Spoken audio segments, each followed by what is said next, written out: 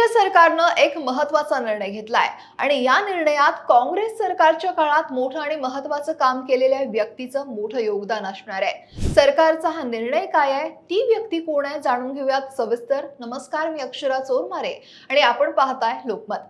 तर देशाची शिक्षण व्यवस्था, विद्यार्थ्यांचं भविष्य आणि पालकांच्या अपेक्षा, गेल्या काही दिवसांपासून हे सगळंच एका मोठ्या संकटात सापडलेलं आणि त्यातच पंतप्रधान नरेंद्र मोदींनी एक मोठा निर्णय घेतलाय। देशाच्या परीक्षा पद्धतीत आमूलाग्र बदल घडवून आणण्यासाठी एका उच्चस्तरीय टास्क फोर्सची स्थापना करण्यात आली आहे आणि याचं नेतृत्व अध्यक्षपद दिलंय हे आधारचे शिल्पकार, तंत्रज्ञान तज्ञ नंदन निलेकणी यांच्याकडे। आता हा टास्क फोर्स नेमकं काय करणार आहे, निलेकणींच्या नेतृत्वाखालची ही समिती कशा प्रकारे परीक्षा व्यवस्थेला नवी दिशा देईल, हे सगळं आपल्याला जाणून घ्यायचंय। तर रविवारी 26 जुलैला पंतप्रधान नरेंद्र मोदींनी एक महत्त्वपूर्ण अशी घोषणा केली। त्यांनी आपल्या सोशल मीडियावरून एका व्हिडिओद्वारे एक व्हिडिओ त्यांनी सोशल मीडियावर पोस्ट केला आणि त्यात सांगितलं की देशाच्या परीक्षा व्यवस्थेत पारदर्शकता आणि विश्वासार्हता आणण्यासाठी एक उच्चस्तरीय उच्चाधिकार टास्क फोर्स स्थापन करण्यात येणार आहे। या टास्क फोर्सच्या अध्यक्षपदी इन्फोसिसचे सहसंस्थापक आणि आधार प्रकल्पाचे शिल्पकार नंदन निलेकणी यांची नियुक्ती सुद्धा करण्यात आली आहे। नंदन निलेकणी हे फक्त एक उद्योजक नाहीये, तर तंत्रज्ञानाच्या माध्यमातून मोठ्या आणि गुंतागुंतीच्या प्रणाली यशस्वीपणे राबवण्याचा त्यांचा दांडगा अनुभव आहे। Unique identification authority of India UIDAI चे पहिले अध्यक्ष म्हणून त्यांनी 12 अंकी आधार ओळख क्रमांक योजना देशभरात यशस्वीपणे लागू केली। आज आधार ही जगातली सगळ्यात मोठ्या डिजिटल ओळख प्रणालींपैकी एक आहे आणि त्यांच्या याच दृष्टीचा, दूरदृष्टीचा आणि तंत्रज्ञान सिंहाचा फायदा आता देशाच्या परीक्षा व्यवस्थेला मिळेल अशी अपेक्षा व्यक्त होतीये। IIT मुंबईचे पदवीधर असलेले निलेकणी हे शिक्षण आणि तंत्रज्ञान या दोनही क्षेत्रांशी चांगल्या प्रकारे परिचित असल्याचं एकूणच आपल्याला पाहायला मिळतंय।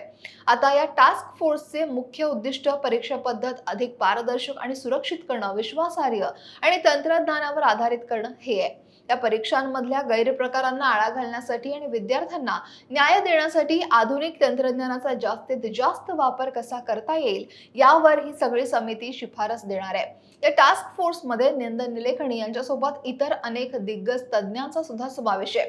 आता या टास्क फोर्समध्ये नेमकं कोण कोण आहे, तर सगळ्यात आधी सांगितल्याप्रमाणे नंदन निलेकणी हे अध्यक्ष आहेत। इन्फोसिसचे सहसंस्थापक आणि आधार कार्ड प्रकल्पाचे शिल्पकार म्हणून ते प्रसिद्ध आहेत।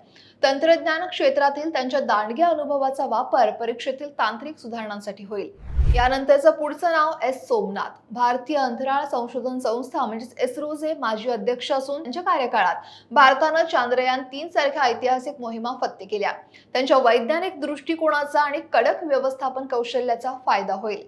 तिसरं नाव म्हणजे तपन डेका, इंटेलिजन्स ब्युरो म्हणजेच IB चे ते माजी संचालक होते आणि त्यांना अंतर्गत सुरक्षा आणि गुप्तचर यंत्रणेचा दीर्घ अनुभव आहे। परीक्षांमधली पेपरफुटी आणि सायबर गुन्हेगारी रोखायला ते सुरक्षेचे आराखडे सुद्धा यात तयार करतील। पुढचं नाव V कामकोटी, IIT मद्रासचे ते संचालक असून ते संगणक विज्ञान आणि सायबर सुरक्षेतील अग्रगण्य तज्ञ आहेत।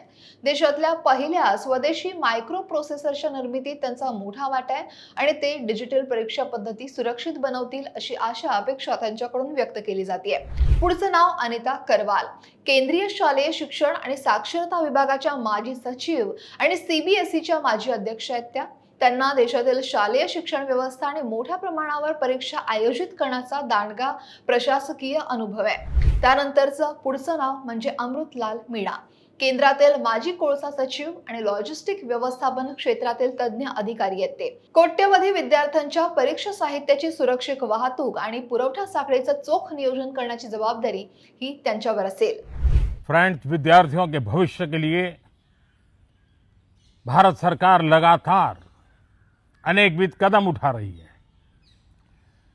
जिन लोगों ने विद्यार्थियों के भविष्य के साथ खिलवाड़ किया वे जेलों में सड़ रहे हैं।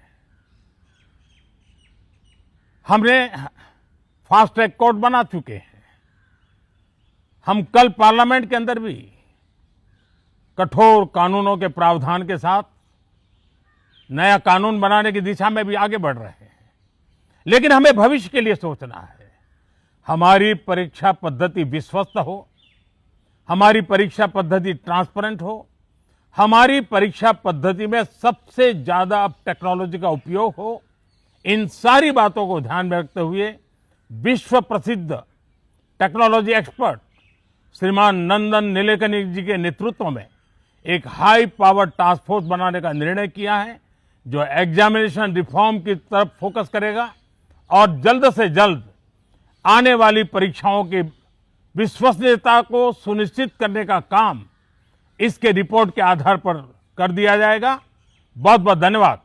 पंतप्रधान मोदींच्या घोषणेनुसार हा टास्क फोर्स फक्त तात्पुरत्या उपायांवर लक्ष केंद्रित करणार नाहीये, तर परीक्षा व्यवस्थेत दीर्घकालीन आणि व्यापक सुधारणा सुद्धा सुचवल्या जातील।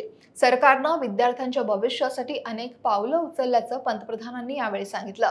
गैरप्रकारात सामील असलेल्यांना कठोर शिक्षा देण्यासाठी फास्ट ट्रॅक कोर्ट सुद्धा स्थापन करण्यात आली आहेत आणि तसंच सोमवारी म्हणजे आज संसदेत एक नवीन आणि अधिक कठोर कायदा आणण्याची तयारी सुद्धा सुरू आहे, ज्यात पेपरफुटी आणि कॉपी सारख्या गुन्ह्यांसाठी कडक शिक्षेची तरतूद सुद्धा असणार आहे। या सगळ्या उपायांमुळे परीक्षा प्रणालीची विश्वासार्हता पुन्हा प्रस्थापित होईल, अशी या ठिकाणी सरकारची भूमिका आहे। नंदन निलेकणींच्या नेतृत्वाखालील या टास्क फोर्स कडून देशातील करोडो विद्यार्थ्यांना आणि पालकांना यावेळी खरं तर मोठ्या अपेक्षा आहेत। परीक्षांमधला गैरप्रकार पूर्णपणे थांबवून एक न्यायपूर्ण आणि पारदर्शक व्यवस्था निर्माण करणं हे खरं तर मोठं आव्हान आहे। काही राजकीय पक्षांनी मात्र या निर्णयावर टीका सुद्धा केली आहे।